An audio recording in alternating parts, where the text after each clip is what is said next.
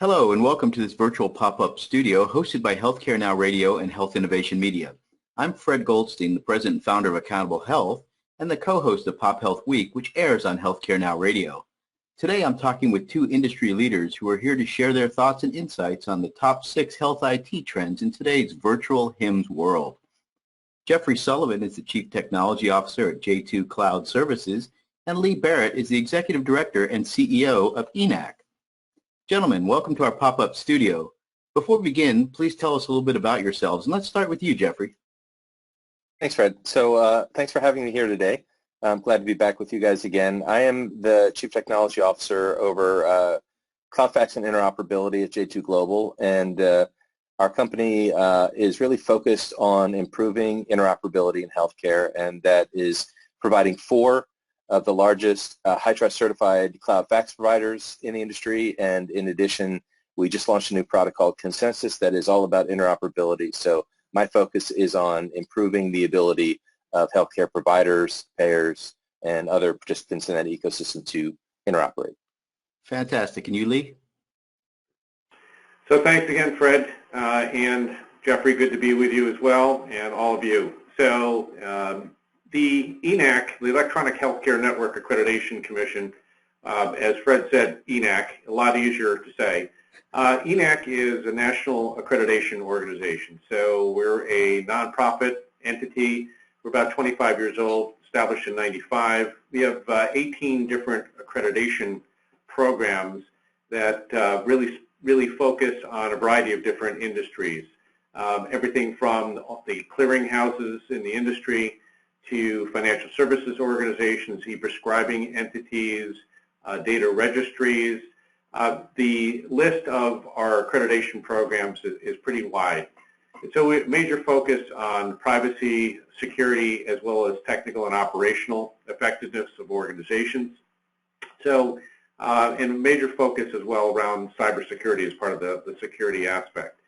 So we, in addition to these 18 different accreditation programs that we've developed, we've just launched a new accreditation program called the Trusted Network Accreditation Program, or TNAP, that aligns with 21st Century Cures, along with TEFCA, and we're doing that in conjunction with HITRUST in relation to the privacy and security side. So there's a lot going on in this space, and so ENAC is definitely trying to stay on top of new programs to help create the kind of the trusted ecosystem that we're looking for.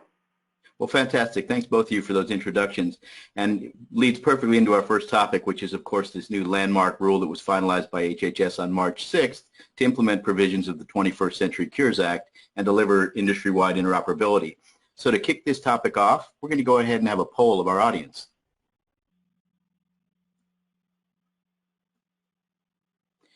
So the poll is, as widespread interoperability has been a goal for the industry for many years now, do you believe these rules will fast-track interoperability and the access to health information for patients? Yes or no? We'll go ahead and give you some time to get these votes in.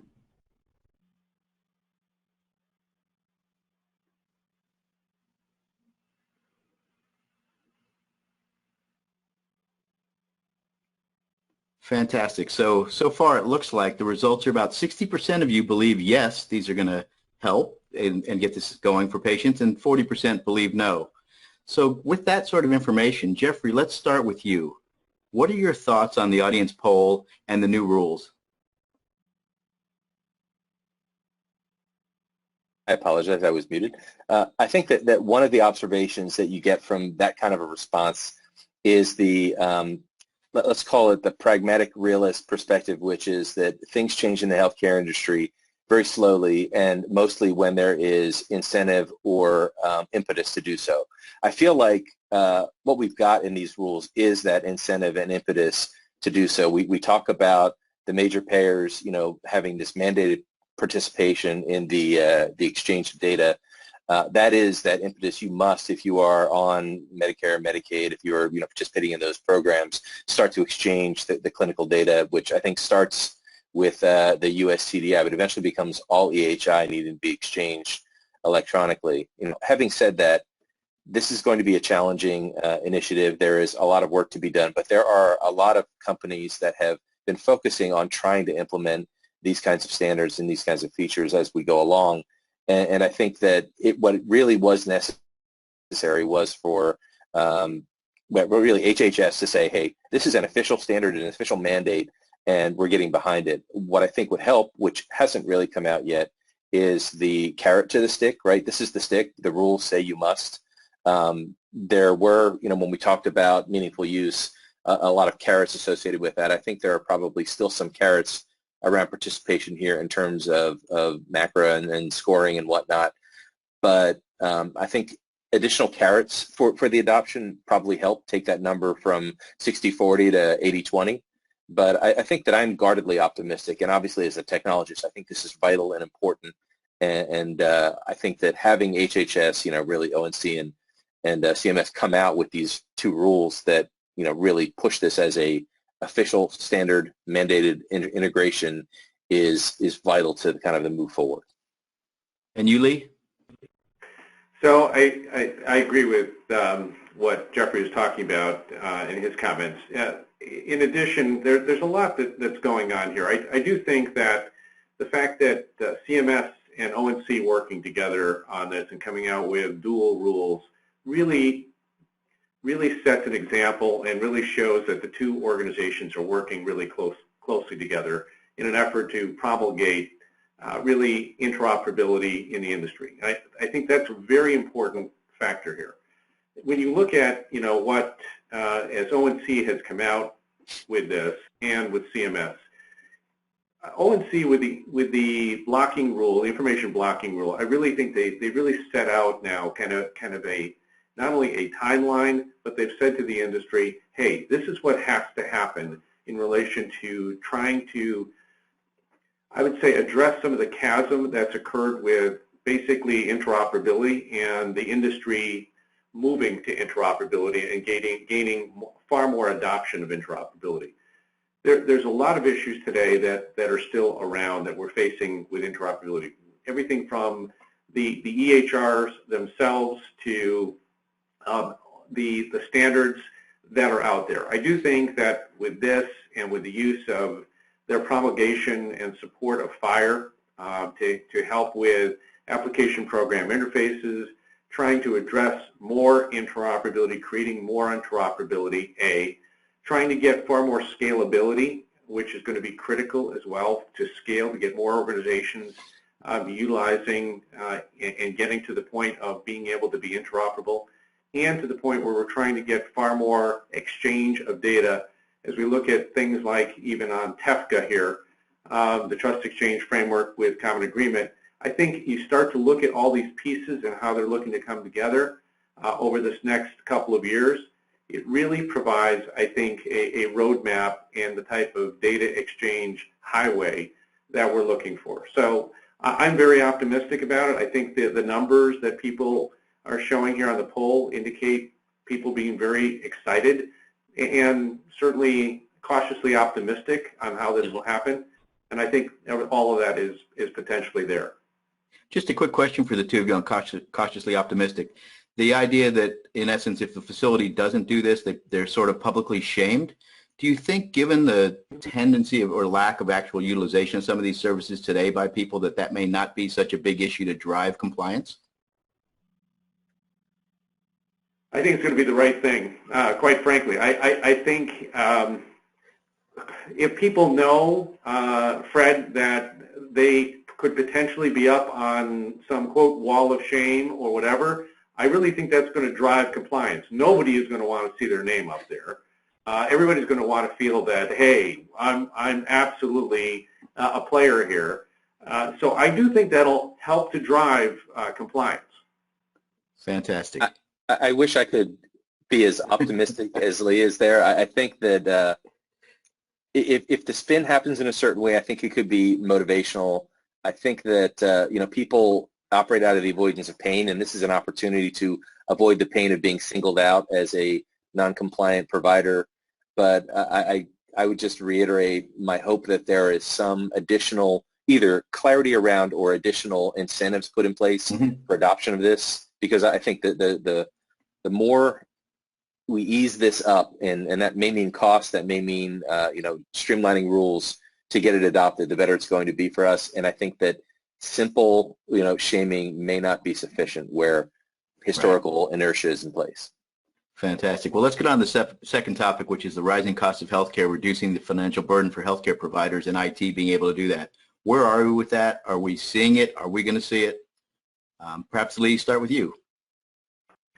So the answer is we're making headway, but we still have a lot of major issues to address. I mean, if you look at this, Fred, and you look at what we're spending just on administrative costs in the industry, it's actually about 25%, and can be attributed to the administrative cost.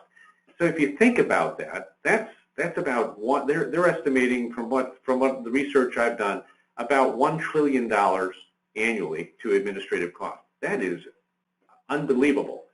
So if you start to look at that on the provider side and the impact to providers, and then you got obviously the payer side of that, everything from you're looking at fraud and abuse, which contributes about 10% to that our overall $3 trillion number. That is tremendous. So that's a big piece of this.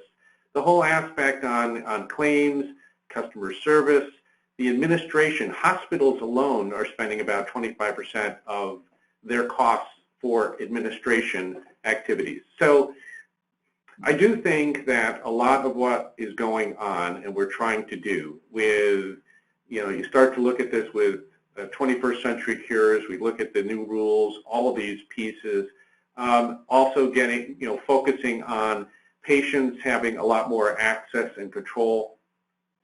I think the whole administrative side of this is one in which we really have to make and the providers have to work very hard at. We have to look at things like workflow.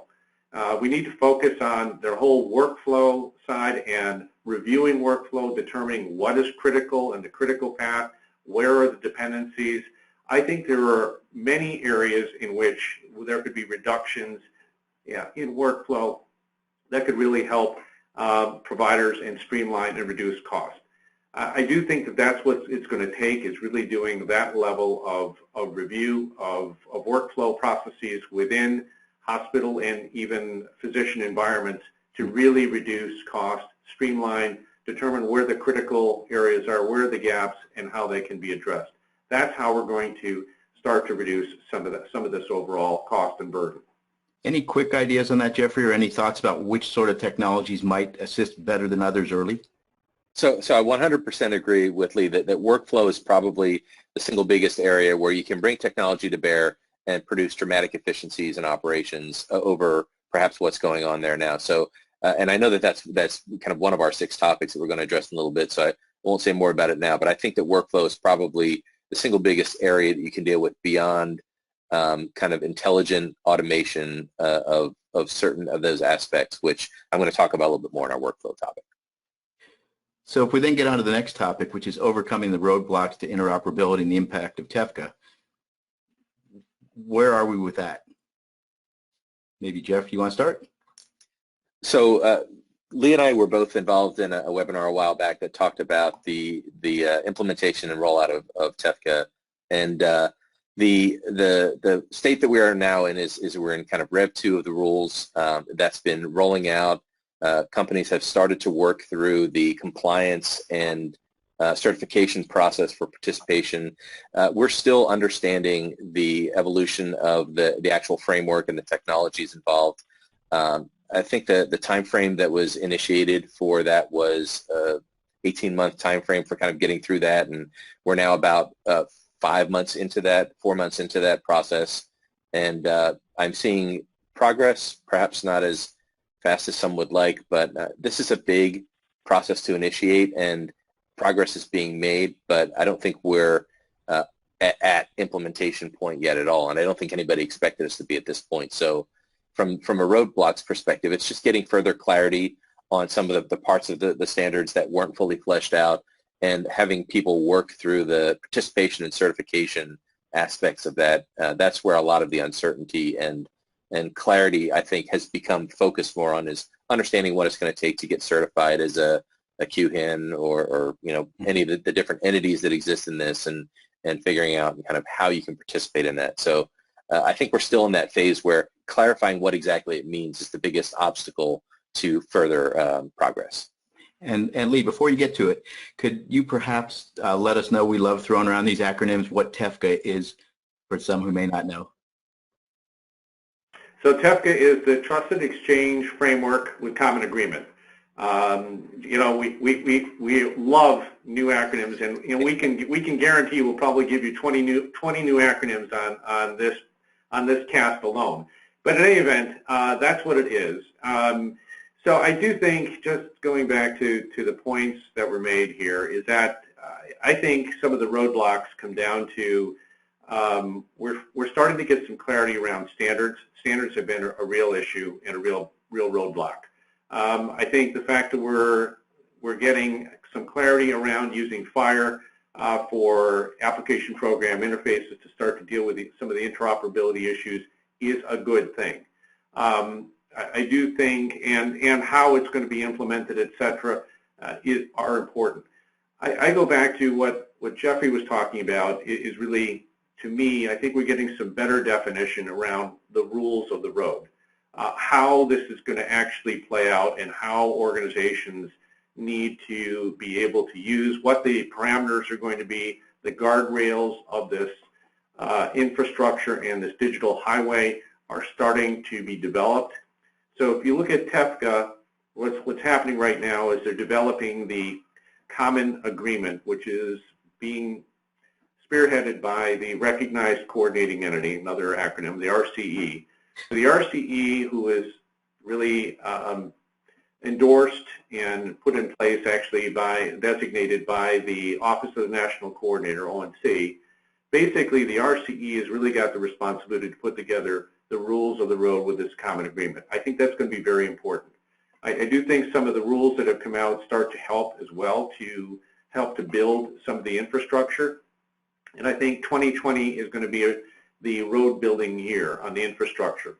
And I think in 2021, when the common agreement is in fact developed, we'll then have a better framework, and these qualified health information networks, as Jeffrey was talking about, as well as participants, will better understand what they need to do and how they'll be able to implement to be and make application to the RCE, to be accepted as an RCE and a participant, and to be the actual entities that are going to be doing the data exchange here. So I do think there's a lot of good work that's going on. I think Jeffrey kind of laid it out well in relation to the timeline, but I am seeing 2020 as a build of the infrastructure year.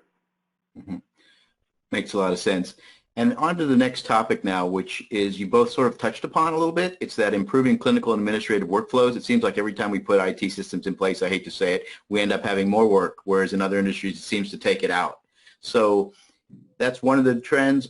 Where are we with that? Are we going to get there? Is it going to, it's something that makes a lot of sense. It actually could save a fair chunk of money and time. Well, yeah, I think one of the key things that we saw in a lot of the topics that were going to be talked about at HIMSS is an introduction of kind of next level machine learning and artificial intelligence in workflow, right? So much of the activities that go on in healthcare are workflow driven, and an ability to streamline or accelerate those by taking things that right now have a human component to them and saying some of this fairly low level or sometimes moderately sophisticated reasoning that's going on that's part of the bottlenecking process can be automated and streamlined and done much more efficiently, and that frees up the human participants in the workflow to allocate their creativity to the areas that are harder challenges. So I think that we see in a lot of areas the notion that machine learning and AI can be brought to bear on aspects of the workflow problem is something that we saw kind of glimmers of over the past couple of years, and it's been kind of growing. And I felt like this year was going to be the year at HIMSS where ML and AI sort of the wave broke, and you started to see it in a lot of different products. I know that a lot of companies have spent a lot of time investing in this, and it's simply these things have become much more mainstream and commercialized and able to be productized much more effectively, whereas before it used to require full-on teams, data scientists to be able to produce these things. Now they are in more concrete products and able to be, if not self-service, then done with a light professional services engagement as opposed to a full-on team of data scientists and being much more of a experimental procedure. So I think that aspect of being able to improve workflow is huge, right? Because we know just how much of that's involved in there. I think the other area in clinical administrative workflows that really speaks to me is a lot of the processing of paperwork that goes on, and you know, obviously paperwork is crucial to, you know, the payer side of things. Documentation in general is crucial everywhere that you go. You know, being able to add more intelligence and automation into that in a way that, to your point, Fred, doesn't just increase the work that we have to do, but actually lightens your burden is key. And I think that this year we're in that place where the tooling that's in place now and available to participants in the ecosystem has reached maturity and is now able to be used not as an experimental or proof of concept, but as a tool to help me improve my outcomes, improve my efficiency, and let me focus more of my human capital on patient care and improving outcomes for patients. And your thoughts, Lee? So I absolutely agree. The workflow aspect is critical here. I do think, you know, as Jeffrey was talking about, I do think AI and the use of predictive analytics, for example, especially when we start to look at what I call this value stream workflow process that organizations need to go through.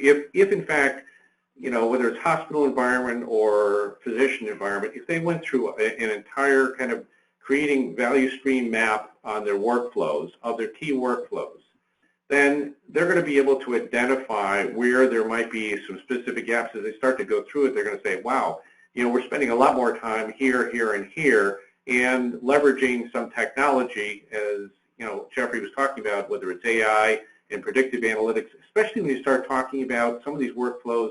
With just think about a patient, when a patient goes into the hospital, what they're having to do as far as going through the eligibility, the authorization, determining, you know, identity verification that Lee Barrett is who Lee Barrett is, all of this.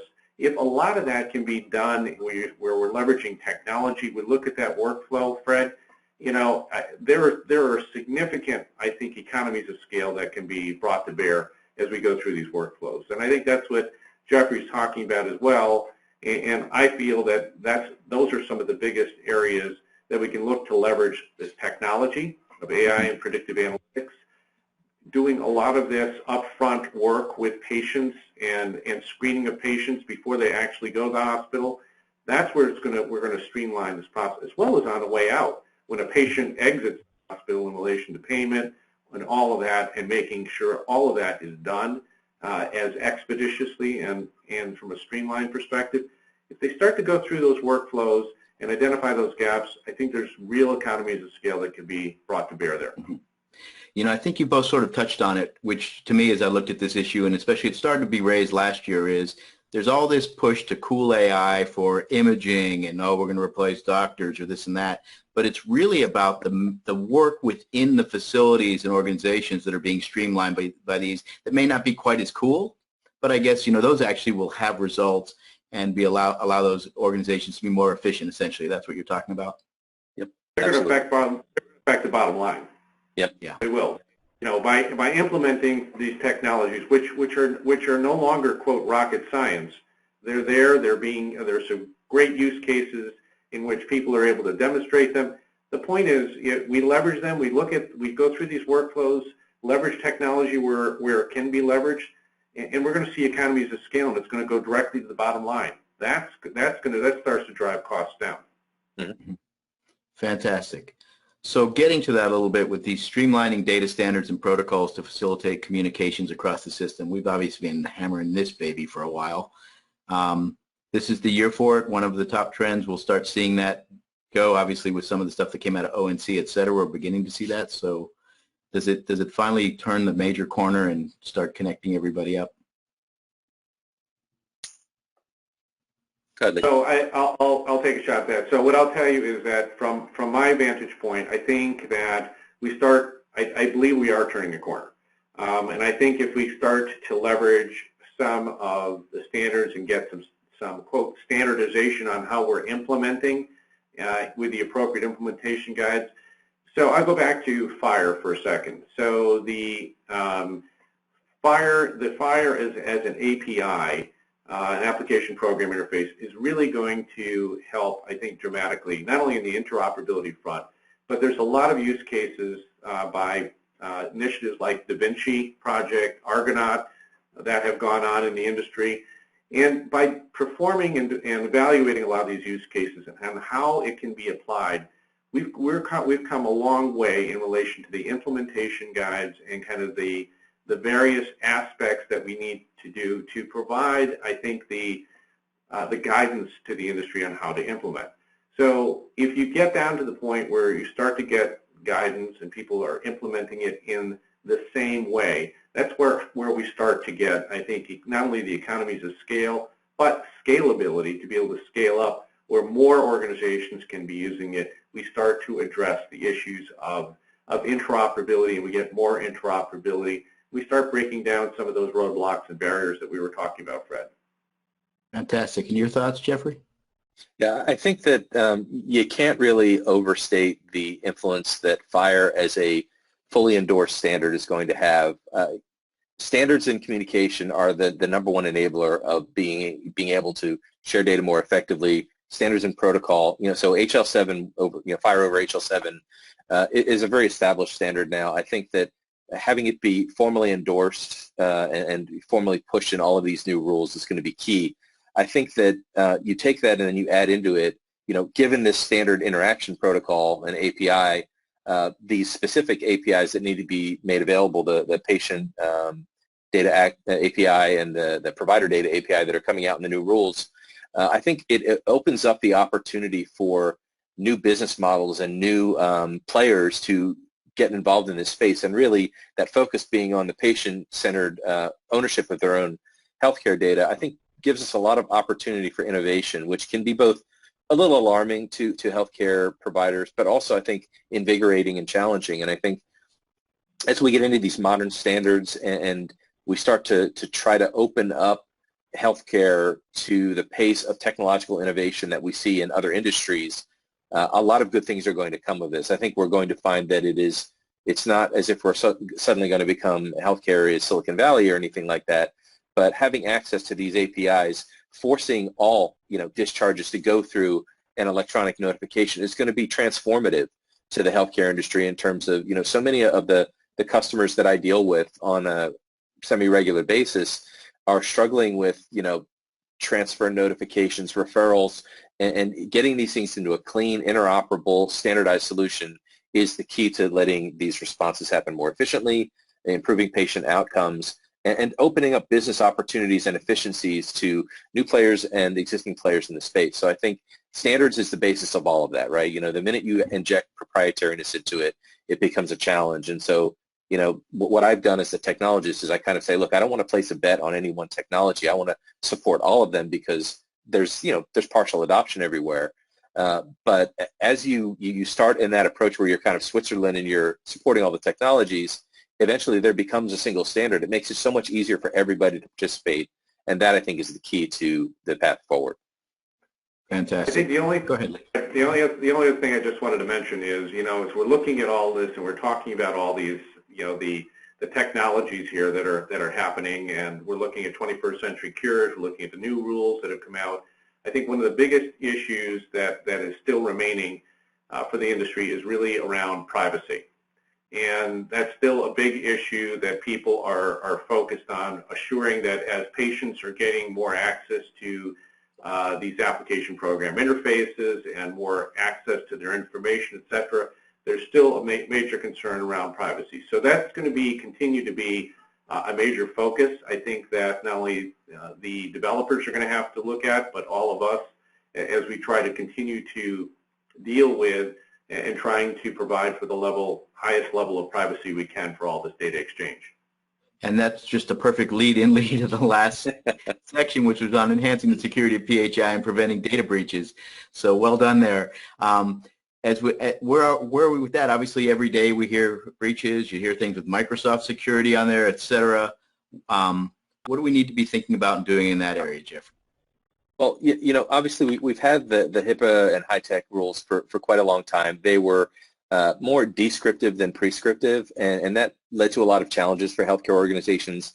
There's no formal attestation, certification of HIPAA compliance. There's just attestations of it, and there's a lot of good practices in there. There are certain specific prescriptions that are in the HITECH rule, but there just aren't enough of them, and that's where standards, and there are a lot of different standards in the broader technology field that have become adopted. And HITRUST, the HITRUST organization has really kind of tried to coalesce a lot of the standards out there and best practices into a framework that is a lot more prescriptive. And so while HITRUST isn't the only way to go, I think one of the things that you can do is in going through and getting HITRUST certified and evaluated. It's a very, very rigorous process. And I think these external certifications really let you understand, number one, you're given a prescriptive framework, and then number two, you're given an external entity that's looking at your operations and saying, are you living up to these standards? Are you doing things in a reasonable and best practices kind of way?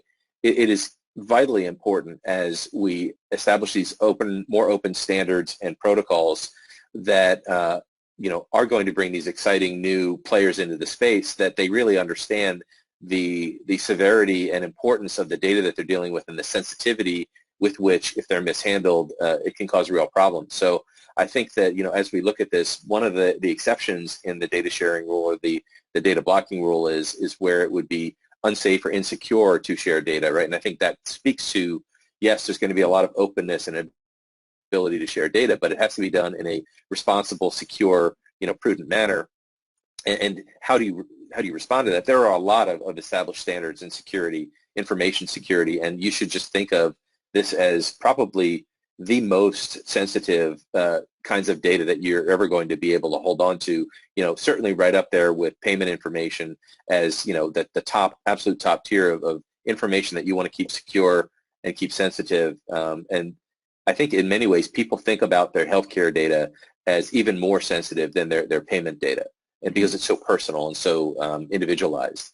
And so following through on these standards, there are a lot of these security evaluations that companies who are new to the space should go through. Companies that are in the space, maybe haven't done as much as they want. But to me, the key best practices are, yes, certainly have an internal compliance and security posture, but also validate that with external audits and assessments so that you're certain that you don't have any blind spots in your preparations and that you're following kind of conventional best practices out there. There are some very good frameworks to follow. HITRUST is one of them. It's very rigorous. There are a number of other security frameworks as well that one can go through. But HITRUST does a really good job at summarizing that, and it's been very focused on the healthcare industry. I think that when we think about this, giving patients access to their own data does bring us to a bit of a challenge, right? Patients, people, consumers in general, notwithstanding my comment that they think of this as very sensitive, are not particularly security-minded. They don't really understand the implications of security. And so we're going to have to put systems in place that protect them from themselves or from their inability to understand what is appropriate or inappropriate to share or leak information. I think those are the things that we have to think about and how we have to move forward with them. Absolutely. And Lee, any final comments on that you'd like to add? So the only thing I would add to what Jeffrey said, he made some very good points. But there are a couple of other sources that the participants on this webinar may be interested in going to. One is called the 405B from the Cybersecurity Information Sharing Act. There are several really good publications that they've been working. I've been involved with that since its start several years ago. So there are some really good publications and resources that are out there that organizations should make themselves aware of, especially in relation to cybersecurity awareness, cybersecurity hygiene within your organizations. That are some really good resources that you should check out. And then the other one is the Healthcare Sector Coordinating Council. That's another one to take a look at. There's some very good documents. There's one that just came out with on information sharing. So these are some really good organizations to check out as far as additional resources for your organization around cybersecurity and just overall cybersecurity hygiene, good hygiene in your organization. So those are just some additional ones to add to what Jeffrey was talking about as far as HITRUST, ENAC, as far as frameworks. There's some great frameworks that are out there. Well, fantastic. Thank you so much, Jeffrey and Lee, for joining us today in this pop-up studio. It's really been a pleasure. My pleasure. Thanks. Thank you. And that'll do it for this pop-up studio. I'm Fred Goldstein, the president and founder of Accountable Health and co-host of Pop Health Week on Healthcare Now Radio. Thank you for joining us.